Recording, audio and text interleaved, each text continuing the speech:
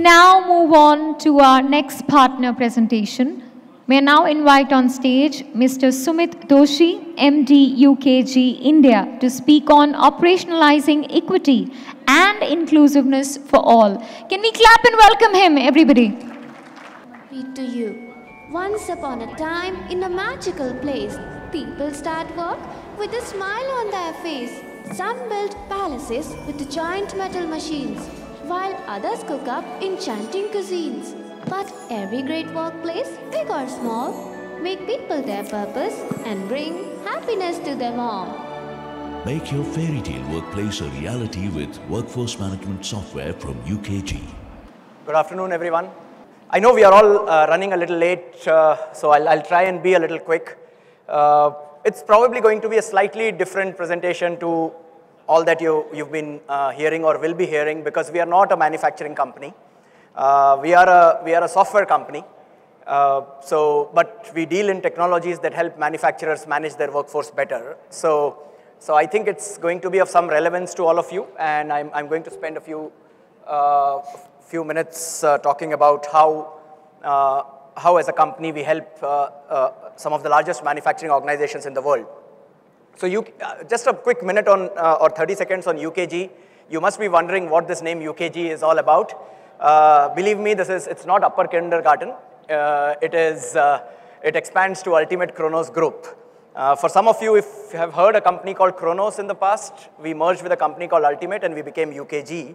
UKG is the largest workforce management software company in the world.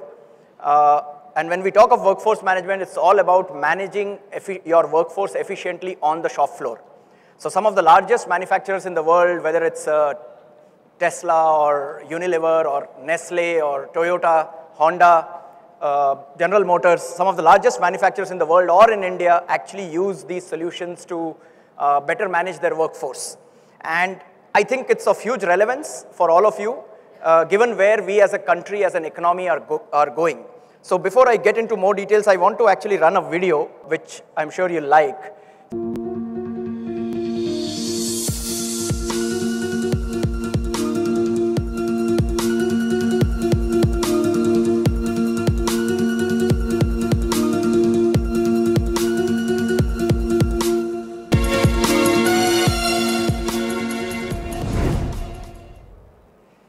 Okay, so I mean, a lot of these stats, many of you would know. Those are some phenomenal numbers, right? To me, the biggest difference, or the one that actually grabs the most attention in that video, is about how manufacturing is going to grow. IT has done extremely well in the last 30, 40 years, and it continues to grow at a good pace. Digitization, all that will continue. But how manufacturing is going to grow, and how all of you are going to grow, is going to be the big story for us in the next 10 years. And that's exactly where people come in. Mr. Anil in his keynote actually spoke a lot about talent and how do you manage talent in manufacturing and how do you do better. And that's just so absolutely relevant. So I'm going to spend some few minutes around how you can better manage your talent. What are some of the trends you will see around managing talent in the coming years? And I'd like to break that up into 3 key parts. I'm not sure if this is, okay, this is working now, sure, sorry. So the future of work will require manufacturers to focus on 3 key areas when it comes to managing your workforce better. And I'll spend some more time on each one of these. Driving business continuity, not the business continuity of 2020 where you didn't know if your factory would work because of the pandemic and you drove business continuity. We're talking of the future where you're probably seeing phenomenal growth and you've got to make it happen. Compliance, regulation, again, Mr. Anil spoke a lot about it, and I'll spend a few more minutes there. People compliance will play a very, very big role, apart from many other things. And cultivate a safe and engaged workforce. So I'll spend a few minutes on each one of this, so let me jump through this slide. So let's talk of the productive, I don't know, this seems to be, let me blow this whole slide up. Yeah, so drive business continuity. As a manufacturing organization, many of you will grow at a pace that has never been seen. I'm working with some customers here in India who probably will grow 3, 4, 5 times their employee size in the next 5 to 7 years. I've never seen that in the last 15 or 17 years of selling workforce management solutions to manufacturers in India. So some companies are gaining that pace because of the growth that that the country will offer and the global market will offer, right? But then the key will come in when you're going to grow your workforce so rapidly. You're going to hire that talent, develop that talent. You've got to be able to optimally utilize that talent, right? And that's one of the challenges we see a lot of manufacturers face. Against a production plan, how many people do you need in a certain shift? What skills are available? Who's not available? How do you create the most optimal schedule for your blue-collar employees, maybe for your contract employees? How do you have real-time visibility into your workforce on the shop floor, saying at the start of a shift at 7, how many were supposed to come in, how many have come in? Is there a gap? That is the manning exercise you do at the start of a shift, which takes 20, 30 minutes. Can you do that in real time? These are things that will help you drive better resource utilization. These are things that will help you drive better productivity. And this will not be a nice to have. This is something that you've got to bring in because you will be driven by competition locally. You will be driven by competition globally. You will have to be more efficient. And as organizations, you've invested a ton on being more efficient through a variety of processes, TQM, TPM, Kaizen, but people remains a finicky factor in every organization. A machine can be optimized to an absolute level and probably it won't complain. A man might complain, right? So how do you manage a man better, get better out of the person, yet create a safe and engaged workforce, which I'll talk about in the subsequent slides. So managing resource utilization will become a key. It's always been important. It just will become so much more relevant. Connected to that will, of course, be labor cost. You do not want your labor cost to grow at the same scale as your turnover grows or your profitability grows. No, every company would want to drive more profitability. So how do you, and labor costs are going to grow, right? If as a country we are going to become better and better in terms of our per capita, the only way that can happen is all your employees earn more, all my employees earn more. So labor costs are also going to grow. And we need to let that happen for the standard of living to improve. But at the same time, we've got to manage our output as best as possible. So these two will be extremely critical factors to drive business continuity from a people perspective, and that's where technology comes in. AI-driven technology, workforce management technology that we deal with it, for example, helps organizations optimize and better manage their workforce on the shop floor on a day-to-day basis, which we see a lot of manufacturers struggle with. That's the first area. The second area that I would like to get into is compliance risk, and I kind of broke it up into 3 parts, and I'll explain that. Mr. Anil also in his morning talk did talk about regulation coming in. As many of you will become bigger and bigger, many of you will go global as well. Many of you will also be as again he mentioned, I'll use his term, will be the factory to the world. And if we are going to be the factory to the world, we will be subject to audits and whatnot from a whole lot of international customers, right? So compliance could be broken up into 3 parts. Social compliance. Social compliance is not exactly driven by the government, but if you are providing something to a customer, let's look at the Foxconn Apple case. It was Foxconn not managing their labor compliance well that created issue for Apple in America, right? So your customers in America or Europe will not accept compliance lapses around people as you get deeper and deeper into business engagements with them. So that's social compliance. There will be so much more visibility, whether locally or globally, into your business as you become bigger, which means you need to have better management of some of these aspects. Local compliance, straightforward, whether it's your state, city, village, country that you're working in, there are regulations that will become stricter and stricter. There is a labor code in India that is about to go active and so on. So all of that will play an important role in how you better manage your workforce. And global compliance. What does global compliance mean? Many of you will go global too. Many of you are global. Many of you will go global, will have plants in a whole lot of other countries. And the labor compliance in each one of these countries is so dramatically different that you've got to be able to use technology to be able to handle some of these potential lapses that can happen. How can you be more proactive about you meeting compliance rather than you doing some after the fact post-mortem analysis when something has possibly already gone wrong? So this is like the basement, the foundation building that you need to do, and everyone works on compliance, I get it, but at the same time, this is going to become so much more critical as you go on, highlighted amply well by Mr. Anil also in the morning. So compliance is going to be a big trend. Regulation, managing your regulation better is going to be a big trend over the next few years. Investment in it through technology is the important part. And third part, and I'll spend a little more time on the third part, in fact, is while we are talking of resource utilization, optimization, labor cost, it all feels like you're trying to use the resource like a machine and kind of squeeze him out or her out. But those days are gone, frankly, right? We've reached a point in our work, and I've spoken to a lot of manufacturers who accept this also. We've reached a point where we all know, at least post the pandemic, it became even more apparent that you've got to take care of employee engagement so much more.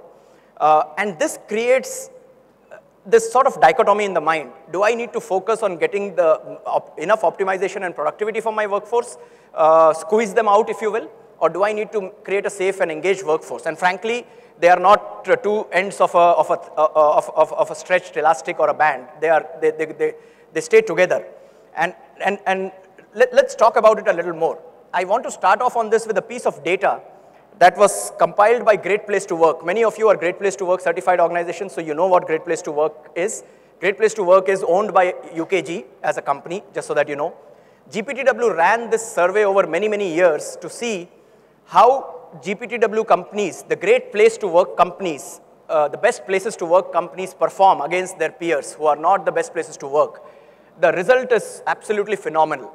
For companies that get qualified as Great Place to Work, where employees say, I love working for this company, the companies provide a return of 3.23 times more than an average company, right? So there is a very clear outcome, clear productivity outcome. There is a very clear profitability outcome for a company when the employees say this is a great place to work. And in manufacturing, when you have to make a great place to work, it cannot be a great place to work just for your white-collared employees, for your people sitting in those big glass buildings. It has to be a great place to work for everyone, for all, as we call it. It has to be a great place to work for your blue-collared employees. In India, we have a ton of contract employees. They have to enjoy working. That's when they will deliver more, right? So that's how important it is. And as I said, it's not a balancing act, frankly, between cost optimization, productivity, and employee centricity, flexibility at the workplace. It's not necessarily a balancing act. And I'll give you a few examples of how this actually is not a balancing act and how technology can help. When we talk of, and there was this mention that Suman also mentioned a few minutes back, we as organizations are moving towards driving more equity and inclusiveness for our people in the organization. And it's not just equity and inclusiveness in terms of bringing more women to the workforce. Yes, it's a given, we've got to do that. But how do we drive more equity and inclusiveness for our workforce in general? How does my blue-collared and contract employee feel more included along with my white-collared employee? Have we thought of that, right? These are things that create issues. I'll give you some examples. Eliminate bias. Let me give an example of a bias on the shop floor that happens every other day, advertently or inadvertently, knowingly or inadvertently. It's called scheduling, sweetheart scheduling. There will be enough cases where an employee gets scheduled by his manager, his or her manager, for shifts that the person does not like, and another employee gets the shift that he or she likes, purely because maybe there's an equation between the manager and the employee, or it could be just done by mistake. When this thing happens, it's a very small thing on the shop floor, and you probably will say it's a small one-off occurrence. Think of the employee who's constantly getting the wrong side of this deal, and when he's comparing it with the employee who's constantly getting the best shifts. It starts inducing in his mind that there is an equity issue. I'm not being treated equitably, fairly. And you start creating issues around his motivation. And that cascades. And if that builds even a little more from 1% to 5% and 10%, then you don't know when it can cascade into something much bigger. So eliminating bias, a very small bias of this sort, is possible, but at a human level, at times you might just do it by mistake. Because perceptions are different. A manager might think I'm doing absolutely everything fine, but he's working on his thought process and his perceptions. That is where data comes in. That is where technology comes in. That is where a solution like this can actually highlight, hey, this guy has not been given a night shift at all, seems to be only going in morning shifts. I think you need to change that pattern, right? Very simple, small thing, but it'll try it. One example. This is one example of eliminating bias. It could be overtime. It could be giving leaves, approvals to employees. It could be an array of things in an organization which could all have bias built into it purely because of perceptions of the manager that's managing it. So when we talk of equity and inclusiveness, one of the thought processes that comes in is, hey, that's an HR job. Absolutely no. As a business leader, I know it, that driving equity and inclusiveness in my organization, and I'm not a manufacturing organization, but every organization, driving equity and inclusiveness in my organization is my job, right? All you business leaders here coming in from manufacturing, it is your job to see how you are better managing your workforce. The more happy your workforce is, the more you're moving towards that 3.23x. And one of those aspects is this, for example. Another example, flexibility. This came into being a little more after the pandemic, right? In the post the pandemic, even in manufacturing organizations, you have your support functions like IT and HR who get this flexibility to work from home. The IT guy will say, if you don't give me work from home, I'll leave and go to UKG maybe, right? So you have no choice, that's happening. But does that mean you can't provide flexibility to your manufacturing workforce? The flexibility needs to be different. It does not mean that he will work from home. But can you provide flexibility to a manufacturing workforce in terms of when he would like to work his shifts? For example, today we have the opportunity where on a mobile phone, an employee, blue-collar employee can say, in this next 2 weeks, these are the open shifts available. I would like to select these 5 shifts, 10 shifts, because on a Monday morning, I need to maybe do something, so I'll go on a Monday evening. You're passing on some flexibility to your last mile employees, and that is intentional work-life balance. You're not just driving that for your white-collar employees who have put the gun on your head in a certain sense, saying, karna hi hai, but you're driving that for the rest of the employees also, saying, hey, here's flexibility for you, and we understand your life, we understand that you have a life, you have to go out and manage your family, please see what you can do with this. So you can actually drive this, but can you drive this manually? Think about it. Can a manager do this manually for his 50, 100 employees in a shift? Impossible. The only way to do that is through technology, and better yet, through AI-infused technology. So that's an example of how you can drive, again, better equity, better inclusiveness, and so on. Track indicators that matter.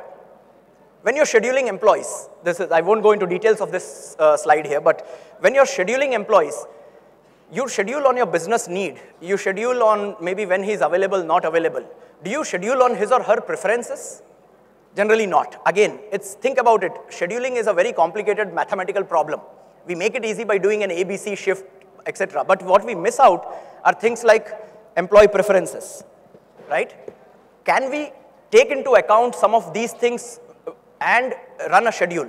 You can do that so much more easily with technology in place, like this tool, which will actually take into account this and give you the best possible. I'm not saying it will meet 100% requirements of every single employee. That can never happen. But it will give you the best possible outcome, which you can then work with your employees to say, hey, this is where we've tried to give you your completion. There you see, it's a 94% fit to preferences, not a 100% fit, right?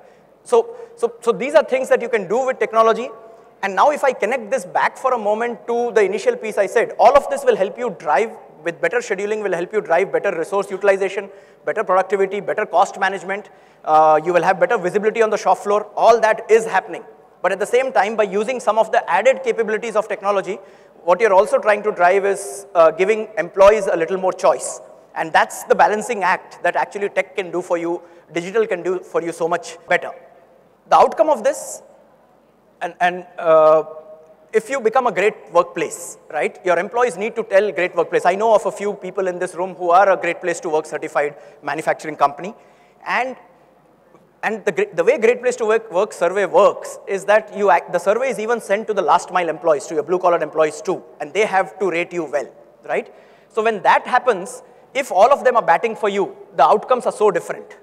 I'll not go into each one of these, but let's say productivity, 81% versus 52%. And the outcomes across each one of these, agility or retention or recruitment, people are retained better. Across each one of them is so high. We all know we retain more people, they are trained, they deliver better. Every time, if you have to churn your employees there was a time when in BPOs, many of you would know, the BPOs would churn 120% of their workforce in 1 year. They used to have attrition rates of 10% a month. I know manufacturing does not go through it, but think about it for a moment. Every time you're churning the entire organization in a year, the amount of training investment that you have to make. Same applies in a much smaller scale to manufacturing. When people will begin to leave, you have to bring new people to train them, invest in them. The same person staying longer just delivers so much more for you, right? So how do you make your organization a great place to work, yet drive enough productivity and utilization is a balancing act that as leaders, manufacturing leaders, you've got to think about more than your HR. You've got to ask your HR that this is what I need to do to make my place a much better place to work. So that said, we can operationalize equity and inclusiveness for the organization. It's a happier outcome for all, better profitability, employees are happier, they get paid better, they service their customers better. So it's good for business, it's good for people, and it's good for the world. Thank you so much for patiently listening to me. Look forward to talking to all of you in the break. Thank you. Can we clap for him once again, everyone? We'd like to thank him. And to do the honors, I'd like to invite on stage Mr. Hafiz Sheikh, Business Head, ITP Media, India, to please come forward and present a bouquet to Mr. Sumeet.